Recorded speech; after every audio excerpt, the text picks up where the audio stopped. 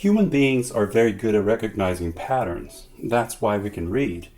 If we didn't recognize patterns of information, we only see a lot of words on a piece of paper.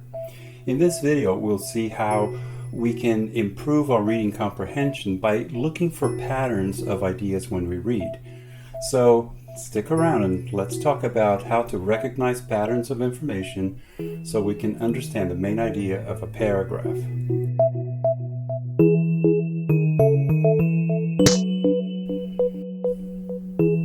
Hi, welcome to Snap Language Learner. I'm Mark Franco. A lot of times when people read, they understand the first sentence and the second sentence and the third sentence, but when they finish reading a paragraph, they're not sure what the paragraph means. Well, that's probably because they weren't looking for patterns of information.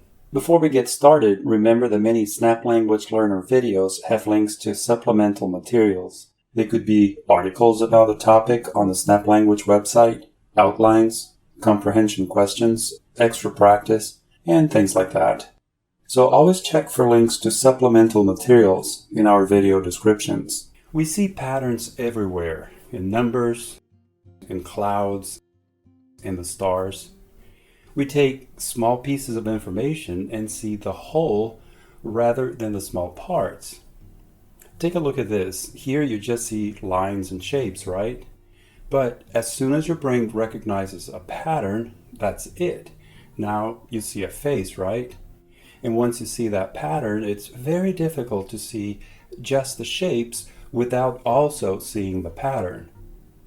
Seeing patterns is a good thing. The advantage in seeing patterns is that you can take in a lot of information all at the same time, very quickly. Look at this table for a moment. It shows the increase in vocabulary among students in grades 4, 8, and 10. These students are also low, medium, and high-level readers. This means researchers looked at the differences in vocabulary development among students who did not read very much, students who read some, and students who read a lot. You can see here that students who read very little, the low-level readers, increased their vocabulary scores from 2.26 to 3.21 between grades 4 and 10. That's good. What's the difference here? Let's see. 2.47 minus 2.26. That's a difference of 0.21 points. Now, for students who read more, the mid-level readers, the difference between grades 4 and 10 was, let's see, 1.39 points. Well, when we look at this table, we can see some patterns. This table is good for you to see the exact vocabulary scores for each group of students. But there's a lot of information to process. Isn't there an easier way to see all these patterns all at the same time? Well, look at this. Our brains process information much faster in a graph.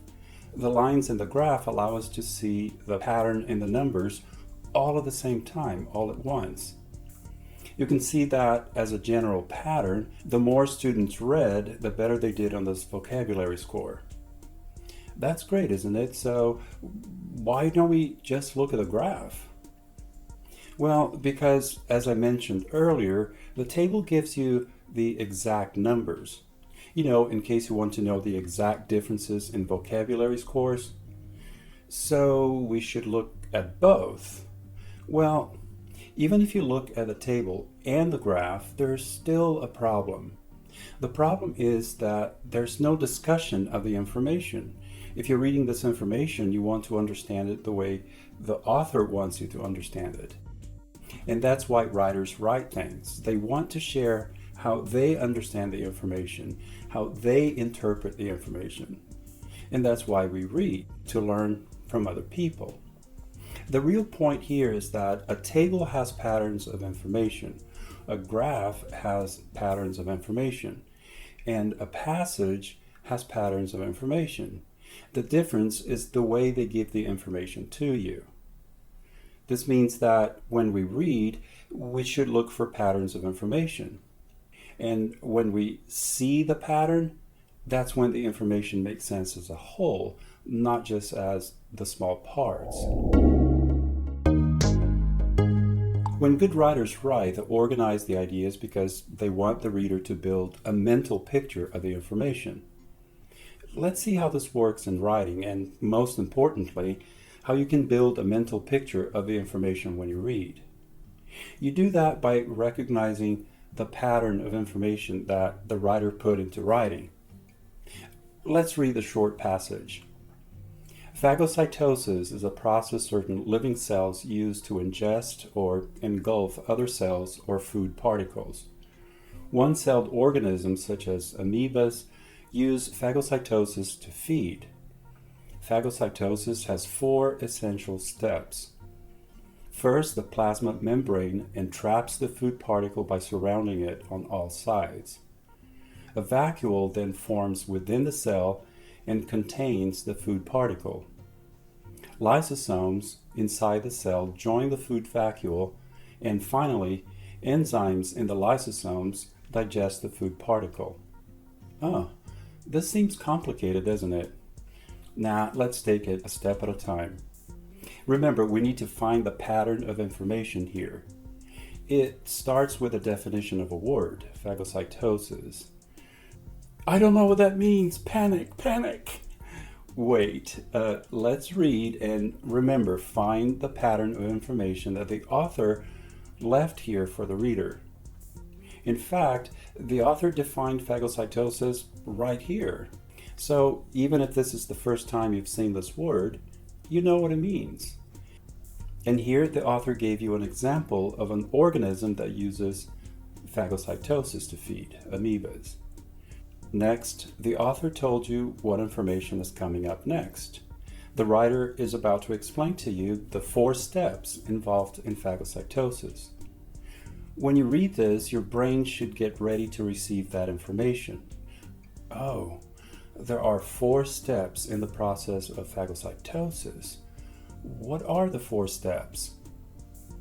Here's the first part of the process. The plasma membrane entraps the food particles surrounding it on all sides. So you should have a mental picture of that, kind of like this.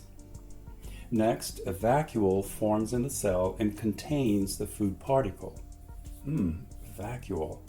That's not a common word, but I think the idea is that the food particle now is surrounded inside the cell. So your mental picture is something like this now. The next step is this. Something called lysosomes that are inside the cell joins the vacuole.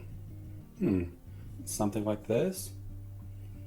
Finally, so this is the 4th step. Something called enzymes that the lysosomes have digest the food. This final step reminds me of the way we digest food in our stomachs. Chemicals, these enzymes, break the food down so we can digest it. Together, these patterns of information create this mental picture. This mental picture is the main information the author wants you to know. The main idea of the paragraph is that phagocytosis has 4 essential steps. Everything else in the paragraph is there to explain how these 4 steps work. It gives you details that support the main idea. That's why they're called supporting details. In this paragraph, the writer used transitions or transition words to organize the information. The paragraph describes a process, so the writer used these words so you could tell where each step was in the process of phagocytosis. Effective readers identify transitions and use them to build meaning in what they read. These words help you know where the parts are that you need to create your mental picture. We'll talk about transition words in another video because they're very important in reading. Why do you think our brains are so good at identifying patterns? It's a matter of being efficient and processing information very fast. The brain needs to process a lot of information in the world, sounds, colors, shapes, numbers, and all that. When you can recognize patterns and all that information, instead of analyzing each small piece of information, the brain just needs to recognize the pattern.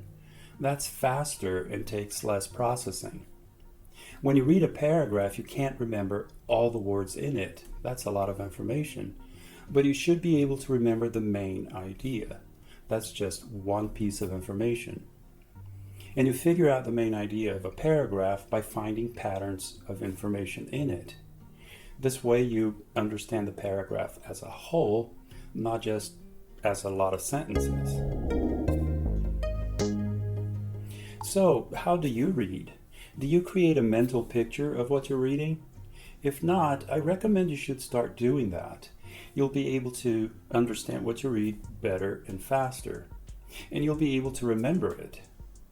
Some of you may say, well, that's easier said than done. In that paragraph about phagocytosis, what if you don't know any of that information or vocabulary? That's right. When you already have some understanding of the information you're about to read, and you know the basic vocabulary, it's easier to understand it. That's why you should read a lot. Read often. Read everything you can get your hands on. Read to learn, but also read for fun. Because the more you understand about the world, the easier it is to learn new things about it. And if you haven't done so yet, please subscribe to Snap Language Learner and click the bell button so you know when we post new videos. Please like and share this video. It helps us grow this community of learners and help other people get smarter through language. And until the next time, thanks for stopping by and watching this video.